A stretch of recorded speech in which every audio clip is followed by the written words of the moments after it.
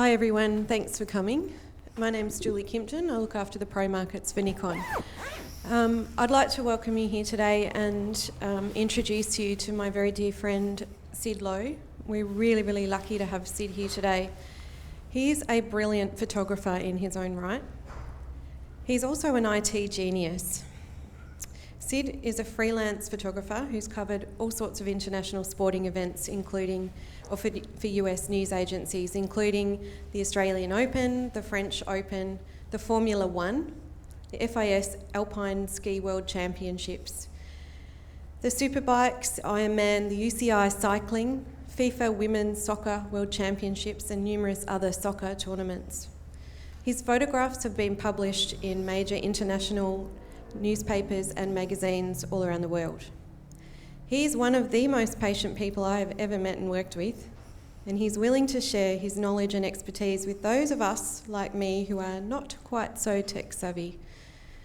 Previously, Sid founded an internet service provider in 1999 and has since developed numerous web services and smartphone apps. Sid has a science degree with a major in computer science and extensive experience in computer networking. This combination of a fantastic photographic ability and career and an immense amount of technical knowledge give him a very specialised and unique skill set, which he has very kindly agreed to share with all of us today. So please put your hands together and welcome Sid Lowe. Thanks, Julie. Good afternoon, everybody. Thanks for coming to listen to this talk today. I know we are going to wind up at 1:50. I'm going to try to leave at least 5 minutes for questions, but if you do have questions during the talk, do put your hands up and I'll see if I can answer them during that time. But if you can, leave them till the end. So today we're going to talk about sharing your images that you capture on the back of your Nikon camera. I guess ever since the iPhone came out and everybody found out how easy it was to take a picture and then send it via email or a message or somewhere else, everybody's been saying, why is it so difficult to do it from my camera? You know, we all have to either plug the cable in, take the memory card out, put it in your laptop. So the era of wireless was, I think, trying to make it as easy as if you were using your smartphone. I think we're almost there, and as you can see, as you will see today, we're going to show you how wireless will work on 3 different Nikon camera bodies, the D500, the D750 and the D5, and you'll see the differences between how wireless is implemented. So today we are concentrating on wireless, but there are times when wires are actually really useful, and I'll go back to this a little bit later on and tell you when wireless has its shortcomings and its flaws, and it's probably best to actually go with fixed wires. So today we're just going to run through very quickly some concepts about sharing, what I mean by sharing, shoot to share, some wireless concepts, and then the 3 Nikon cameras that we're going to do some demonstrations on doing wireless. So, sharing. Today, I'm going to limit sharing to the concept of taking it from your camera and sending it to somewhere else. Okay, it's that simple. So the somewhere else could be displaying on another device, like a television. So if you were shooting an event for a birthday party or a wedding or something, to actually get it off the camera and onto another device that might be connected to a television set. So that would be on another device.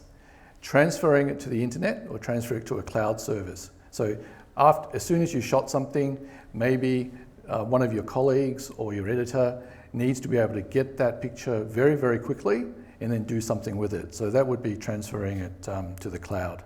And then the last of all would be sending it just to a smart device, so you can send it to a social media like Instagram or Facebook or Twitter. So that's what I'm going to mean. That's what I mean today when I mean sharing. So keep that in mind as we go through the talk. So I want to demystify something about wireless. And the first thing to deal with are these concepts, because you'll see these in the Nikon brochures. You'll see things called Bluetooth, Wi-Fi, snapbridge, and that image in the middle is the Nikon wireless mobile utility. So we need to firstly understand how the camera is actually talking to some other device wirelessly. And each camera will do it differently. This is a range of the Nikon DSLR cameras on the left-hand side, and along the top is how they actually talk to each other, or sorry, how they talk wireless to another device. So we've got Wi-Fi, something called NFC, something called Bluetooth, an adapter, and an app. Today we're not going to deal with NFC. We're just concentrating on Apple, iPhone, and iPad devices. And NFC is in the world of Android phones. So to keep it simple today, we're going to skip on NFC. But as you can see, on the Wi-Fi column, and along the 3 cameras that we're going to be dealing with today, you'll see that the D750 has it built in, the D500 has it built in. On the Bluetooth column, only the D500 has Bluetooth. And then on the adapter column, the D5 needs an adapter. And on the apps required, you'll see that the D750 needs the Nikon Wireless Mobile Utility app called WMU, and on the D500 it needs an app called the Nikon SnapBridge.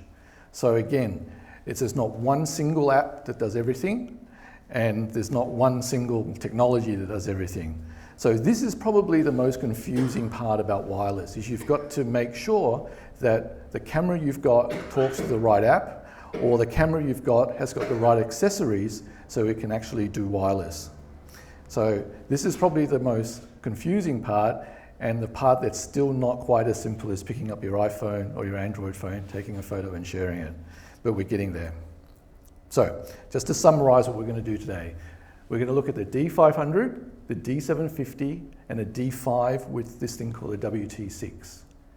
Can I just get a show of hands, who is actually using one of these 3 cameras in the audience? Okay. And the other people in the audience, do you know whether your camera can do wireless?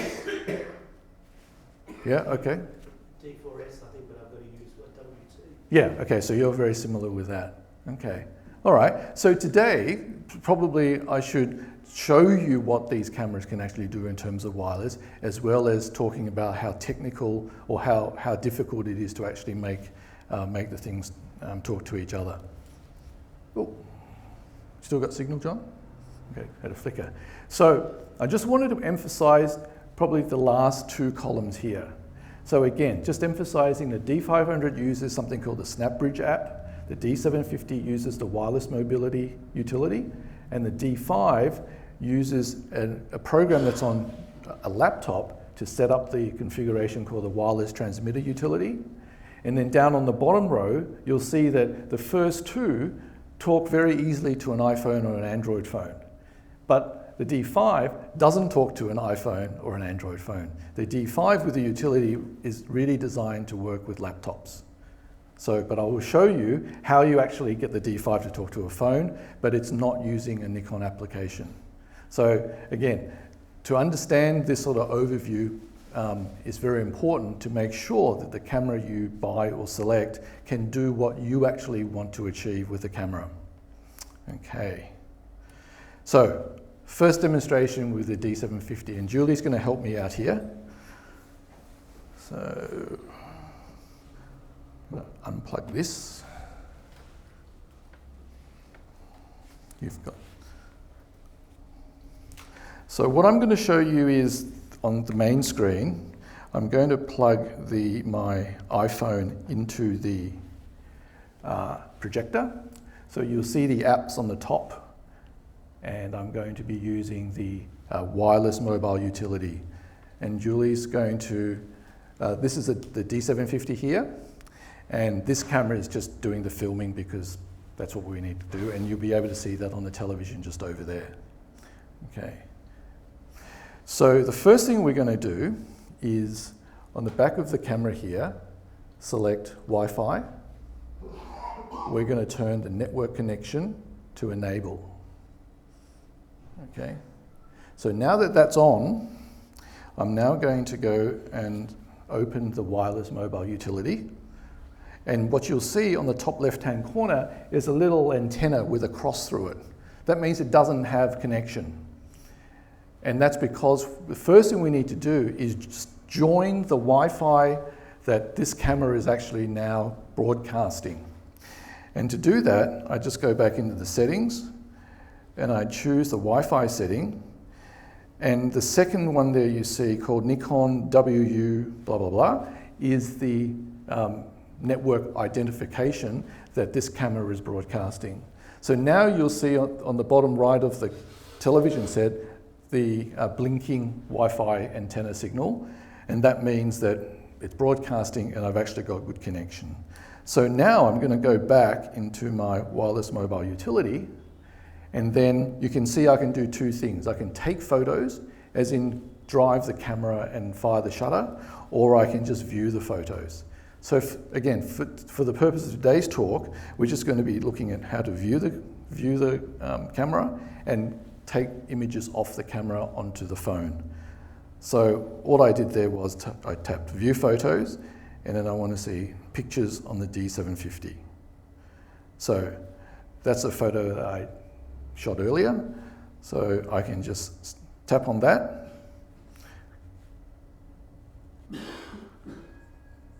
Tap on the arrow. Go back. Sorry, go select and then click download. And then it gives me the choice of downloading it in two different sizes, the recommended size or the VGA size. And I just click download, and you can see that's done. So now what has happened here is that if I go into my camera roll, you see there's the actual camera that was downloaded. Sorry, that's the picture that was downloaded off the back of the D750. So with the Windows Mobile Utility and the D750, what it allows me to do is connect to the camera, select the photos I want to download, select it and download it, and that's the wireless transmission. So what I've saved is I haven't had to take out the memory card or use a physical wire, go into a card reader and to get it onto my phone. So that's the first of the wireless utility and the D750. And I just wanted to say that this application, D750, is Julie's favorite camera because it does that. And it's really simple. So the next demonstration I'm going to do is I'm going to be doing it with the D500, and this is the newer camera. So let's have a look. When the Nikon D500 was released, it included a technology called snapbridge, and that's the colourful little logo that you see in the middle of the top screen. And snapbridge came out with technology that included Bluetooth. And you might say, well, why do I want Bluetooth? One of the things that Bluetooth does that Wi-Fi doesn't do is it can run in very low power mode and it can keep working in the background. So Nikon's vision with snapbridge is that when you finish taking photos and you sit down and have a cup of coffee, the file transfers can keep on going in the background, even with the camera turned off, and you can have those settings. It's fair to say that that's not working really well at the moment, although with firmware updates and other things coming down the track, I think that's the direction they want to have it go in.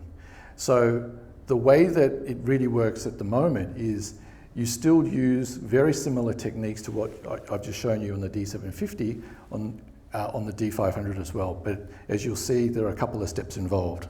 So the first thing we do is on the back of the camera, we say connect to smart device. And then all I do is I say start. Okay? And then as you can see, the snapbridge thing comes up and it says, gives you some instructions on how to use snapbridge. So I'm going to click menu, I go skip. Okay, so now all I do is I go into snapbridge, I click on connection options, And all things being well,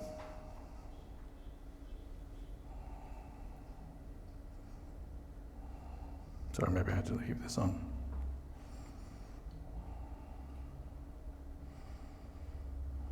Here we go. So it now says select the camera. It says connecting to camera.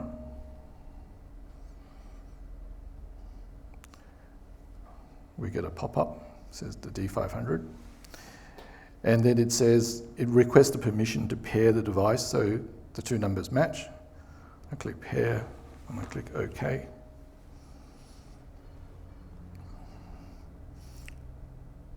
And it tells me that the two are connected.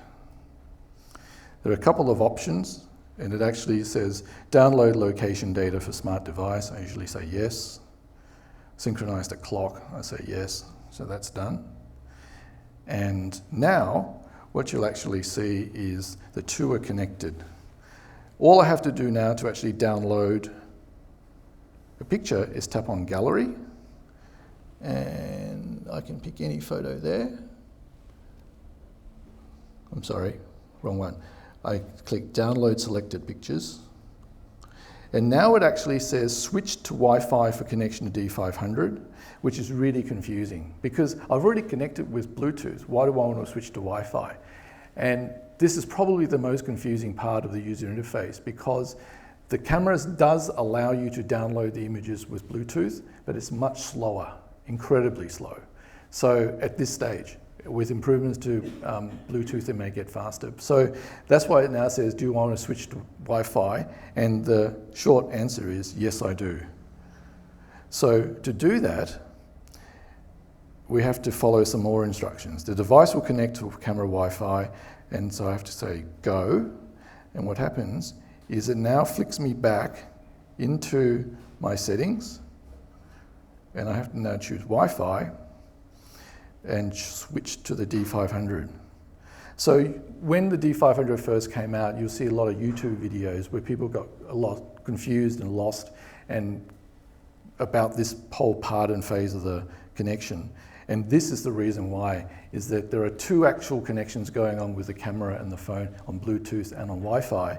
And the Wi-Fi would have been sufficient, but we had to go through the Bluetooth process first. So I go back to SnapBridge. Now you'll see that there are a couple of photos on here. Goodness, that was something someone shot earlier on this camera. So let's just take another camera. Let's take another shot. Okay. So you'll see that I've now got this new photo on there. And if I go out, download selected pictures again. So there's the photo I just selected. Click download. And on SnapBridge, I can choose whether I want a 2 megapixel small size or the larger original size. I'm just happy with a 2 megapixel, and then that's done. So that's now downloaded. And if I now go back to my camera roll, you'll see that that's now on my camera, and I can then go and share it and do whatever I want with it. So that's how wireless works on the D500. There is another option you can get with the D500, which is a base that gives me more functionality with wireless, very similar to the D5, which now I'm going to show you. Okay, so let me just turn that off. Any questions so far with the the D500 and the D750? Okay, so let's have a look. So what I'm going to demonstrate now is the D5 with this WT6 connector. And let me just connect this in here.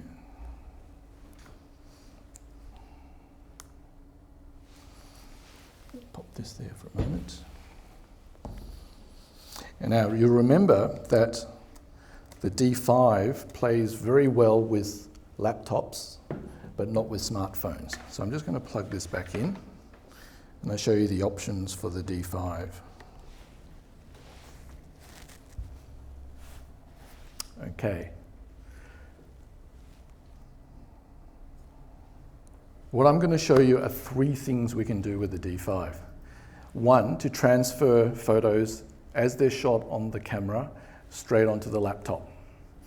Why might I want to do that? Well, let's say I was shooting in a studio environment and I wanted to edit the photos straight away, or be able to show the photos to an art director or the model or something like that. So that's the image transfer.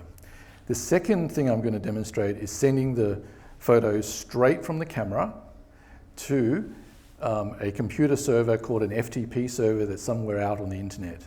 And I'm going to be sending that to a photo hosting service called PhotoShelter. PhotoShelter is something that a lot of us use to host our archives and our images.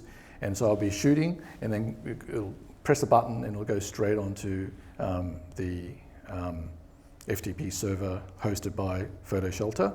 And then the last demonstration I'm going to do is show you how, with a third-party application called ShutterSnitch that's running on the iPad, to be able to shoot on the camera and for it to appear on the iPhone or iPad straight away. To make all of this happen is an application called Wireless Setup Utility, and also a Wi-Fi network. So in this room, if you actually had a look in your smartphone, there is a network here called Photo, and Photo is the Wi-Fi network that little black Wi-Fi router on the desk is broadcasting in this room. Having really good Wi-Fi signal between your camera and your laptop, or just your camera and the transmitter, is absolutely essential. In fact, most times when wireless doesn't work is because either the Wi-Fi signal is very weak, or there's a lot of interference. So you remember the photo I started up with all those cables at the side of a pitch? Well, that was at the Women's World Cup, and every single photo position actually had an Ethernet cable. You might say, well, why are we still with cables? And it's because when an auditorium fills up with 30 to 40,000 people, there's so much interference with all of the smartphones that are out there that it's almost impossible to get a good, clean wireless signal. So in situations like that, you either plug in your, the Ethernet cable, and then that can then transmit to another device. Or the other thing you might want to do is actually fire up your own Wi-Fi or wireless that's just in front of your seat. And that gives you a really good clean signal, and it helps quite a bit to alleviate the interference. The other thing you can do if you're out in the field and you need Wi-Fi, you can get these little battery-powered Wi-Fi routers. So they're generally called travel routers. So you can turn this on, and this will then broadcast a little Wi-Fi network just around your area, and that will also help get images off a camera onto a laptop or onto the internet. So let's now fire up the Nikon wireless utility, and that's that little program there. Let me just open that. Okay, and what this utility does is it allows me to configure the Wi-Fi settings that's inside this particular camera. So I'm now plugging into my D5 a USB 3 cable, and the app will connect. There's not a lot of space when everything's connected.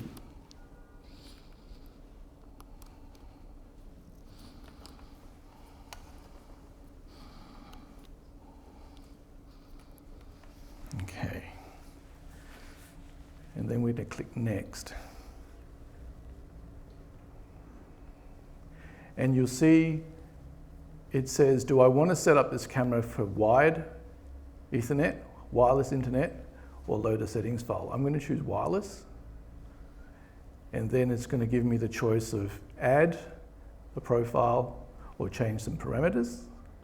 I'm just going to add and exit. So these are the settings that I've actually got in combination with my camera and the wireless transmitter utility.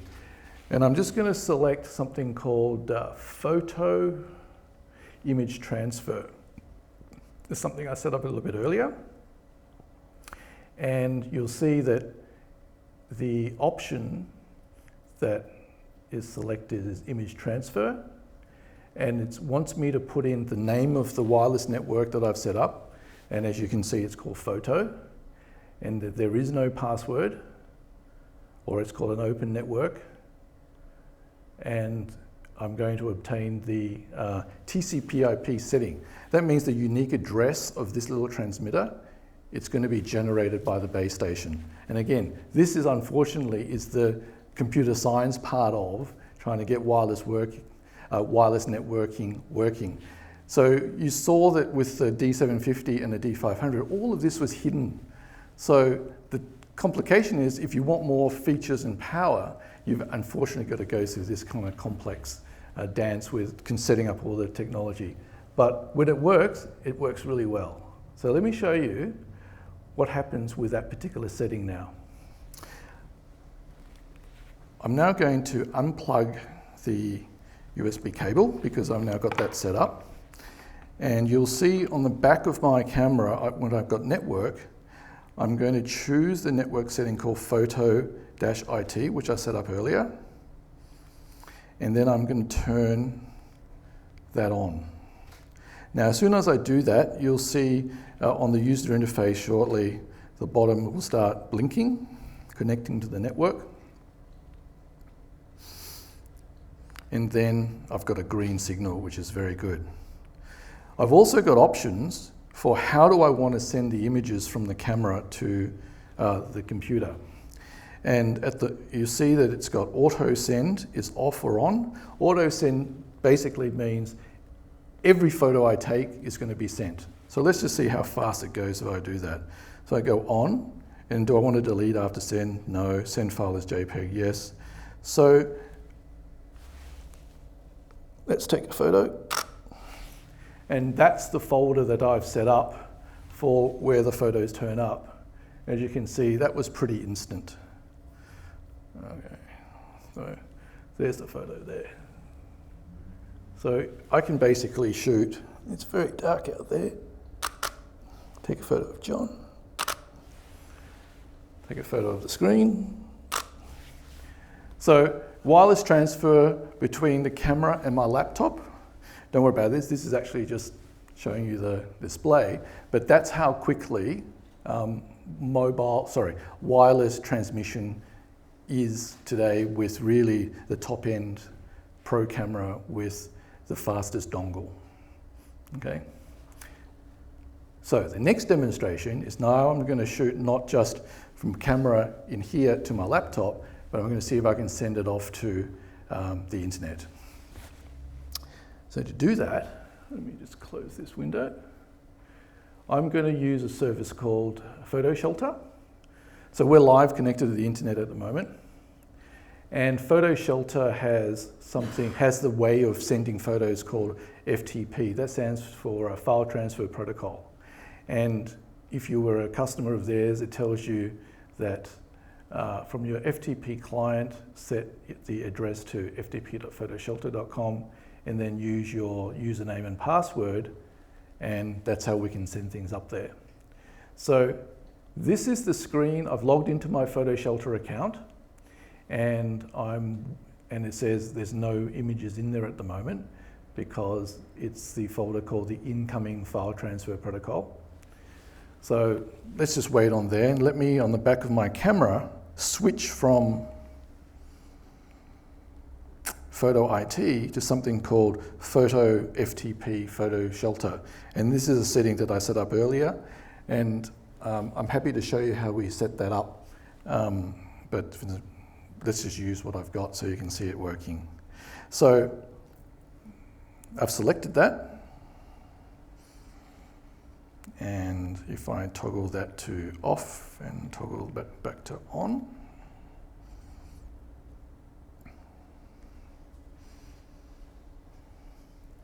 that will, just like before, start connecting to the network. And now it's got a connection. If I shoot something else, let me shoot that thing there. Okay. And remember, I've got auto send on, so you can see the little green arrow at the top, and then it turned into blue. That means it's already been transmitted. So if I go back to here, just click refresh, and through the magic of the internet, there's the photo.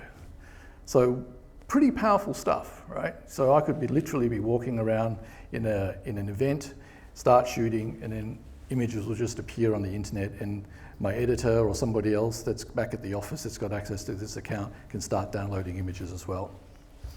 Okay, so in the last minute, let me show you how this all works for me to send an image from this camera using something called Shutter Snitch onto my iPhone. So let's have a look. I'm now going to unplug this.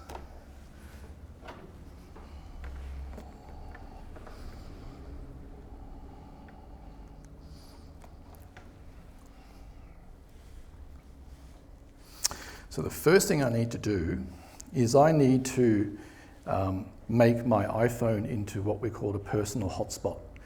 What that means is that this iPhone is going to broadcast its own Wi-Fi network. So I don't need my black Wi-Fi router there anymore. My phone's going to be taking over that role. So what I do is I go into my iPhone settings and I say turn on my mobile hotspot, and that's on. So that's just, sorry, that's just in this setting here. Now on the back of my camera, let me turn that off, and I'm going to select another configuration I've got called SLIP. And what SLIP stands for is SID-Low IP, or SID-Low iPhone. So now that's going to connect as well, and you'll see a little blue bar on the top of my iPhone when the two have been connected. There we go. And then I'm going to start this program called Shutter Snitch. Start a new collection, sorry. I'm going to go create a collection. Okay, now you saw that I've now gone FTP error. That's because I didn't get this up and going fast enough. So I'm just going to turn it off and turn it on again.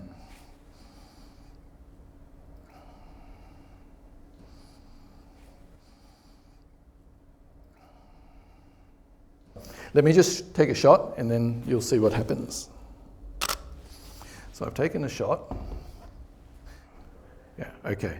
So it looks like Shutter Snitch doesn't like playing well with the projector, but there's the actual photo inside on my phone from the camera. So I think we've run out of time. That was very quick. All right. So sum up, they were the three things that I demonstrated. Was the power of wireless with the pro level cameras, and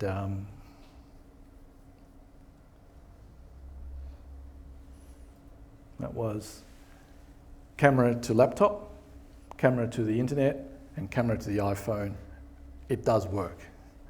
So, questions? Does anybody have any questions? The 810, would that be the same as the D5? Hold on for a sec, we'll get the handheld mic out. And ask your question into the microphone, please. To use it with the D810, is that on? Can you, is it the same process as the D5? I'll let Julie answer that. Yeah. The D810 requires a WT5 or 6 and also a UT1, but the process that Sid has shown you today is the same with the 810. It's just you need a slightly different wireless transmitter. There you go.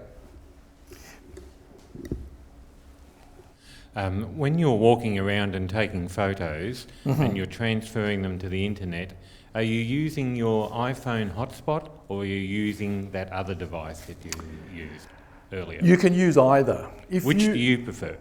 I actually prefer, if I'm at a stadium, I obviously can't have my big trusty wide router. So two things. I would prefer, if I had power, to set up my own little Wi-Fi hotspot, because I know that no one else is going to be trying to connect to it. And if I can plug it in at the side of the pitch or where I'm sitting, that's probably what I would prefer to do. Failing that, then I'd use the iPhone. And I can use the iPhone in two ways. I can just leave it plugged into power and just broadcasting, or I could actually plug the iPhone with USB into my laptop, so I've got a, what I suppose a physical connection between my laptop and the iPhone, which means that I've got a much more stable connection to the internet. So once it's been downloaded, I can then transmit it up to the cloud. And then the least best solution is actually just having it wireless and just sitting on top of my bag. But most of us basically use 3G or 4G hotspots, and you can connect to that via either wirelessly or with a wire if you're at a stadium. But if you were shooting, you know, at a wedding or at a party, try to use the venue's Wi-Fi, because that will always be more stable. I noticed with the D750, the software asks you what size file to transmit. Is that a recent change? Julie, I think it's always you had two options. It was either 2 megabytes or a file that's slightly bigger than, 2 megapixel or something slightly bigger than 2 megapixel. No? 2 megapixels the biggest? The 750 has two options. Sid's right. The one is a 2 megabit option, and the other one's just a 640 480. It's a really small one. So 2 megabyte was designed so that it was social media ready. You can just quickly flick it across to Facebook and it's right to go resized. It can't do full size. No full size on that. The snapbridge option gives you full size, the Bluetooth options. But not with the D750. So sorry, with the D810 and D810A, that's what Julia was saying. You do need an adapter to do Wi-Fi, and doesn't need an app. I've got D600. Can you explain how to connect? Okay, with a D600 or a D610, you can get an external WU1 adapter, and that will allow you to do exactly the same method that Sid showed you with the D750. And I love that method because it is so easy. It just works, and it's great to just share your file straight to social, and you keep the high-res images on your card. So I can transfer directly to my laptop or to the iPhone? To your only. iPhone or an Only iPad. to iPhone. Only to smart iPhone. device only. Which program should I download? The wireless mobile utility. Nikon wireless mobile utility. Oh. It's free. Thank you. You're welcome.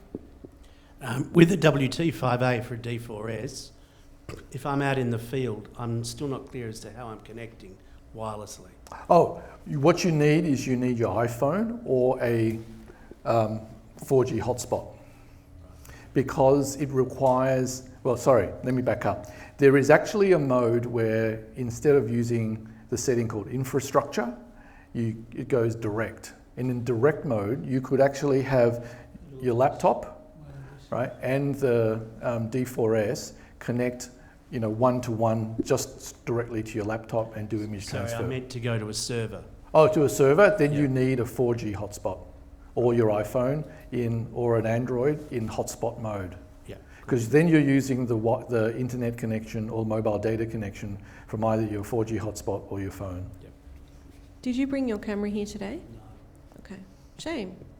Could have used you to set it up. Yeah, so Next that's what happens out in the field. And seriously, that's probably the most commonly requested, but also the most confusing. And just on that, just finally, let's say I'm shooting at 12 frames a second. How long is it going to take me to transmit a 40 meg file over my iPhone to a server? Well, one of the Telstra products now is this thing called a Nighthawk modem. Oh, yeah. And that does 1 gigabit per second, if you believe Telstra. And that's that's 10 times faster than my home Ethernet. That's a dongle, isn't it? That is a dongle, yeah. So the answer is it'll be a lot faster, but only if you've got good, mobile coverages with all of these things. So, in that situation, you probably don't want to send the RAW file wirelessly, but you probably want to shoot RAW plus JPEG and then send a smaller JPEG to somewhere. And you can tell the D4S to just send the JPEG? Correct. As with all of the dongles on the Pro cameras, you can send either the JPEG or the RAW or just the JPEG. and you can then also prescribe the size of the JPEG you want to send. So the speed you saw going up there was a small JPEG in high resolution. As you saw, it was pretty much instant in a controlled environment. And we're only running Wi-Fi here at, I think it's probably running at about 45 megabits per second. But the Telstra dongle is 1,000 gigabytes a second. Right. So Thank you. One more question up the back.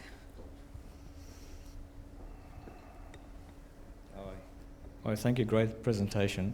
I'm curious where and how in this process do you do file adjustment or image manipulation? Where I fit that into the whole process? Okay, so if I were in the final example where I was shooting to my laptop or my iPad, I have apps on there that can allow me to do the manipulation. So what I didn't demonstrate was I just showed you the files going into a folder on my Mac. But if I've got Lightroom running, I will just have Lightroom monitoring that folder, and Lightroom will just suck in the files as they turn up. So with Lightroom running, I can do all of the things Lightroom will allow me to do.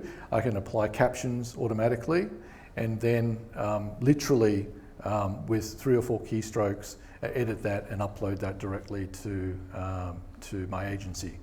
On the iPad and iPhone, Shutter Snitch connects to a whole bunch of cloud services, but once it's on my iPhone, I have that exported directly into my camera roll automatically. So it goes in to Shutter Snitch then moves it into saves it into the Photos app. When it does that, a lot of applications like Snapseed will allow me to edit those, and then there are there are a couple of captioning applications as well that allows me to do the captions and then fire that off in FTP. Does that answer your question? Yeah, thanks. Okay. I can come by afterwards and I'll show you the apps that we've been using. Is there any more questions? No? Thank you, Sid. Fantastic presentation. Please put your hands together for Sid. Thank you very much. Before we do go, I'd like to say thank you very much to Michaels, to John and to your team coming into the middle of the frame. Once again, big thank you to John, who's over on the desk there. He lost a little bit of hair today, but Thanks, John. This presentation was It was brought harder to you to do the wiring in here than it was to do the wireless.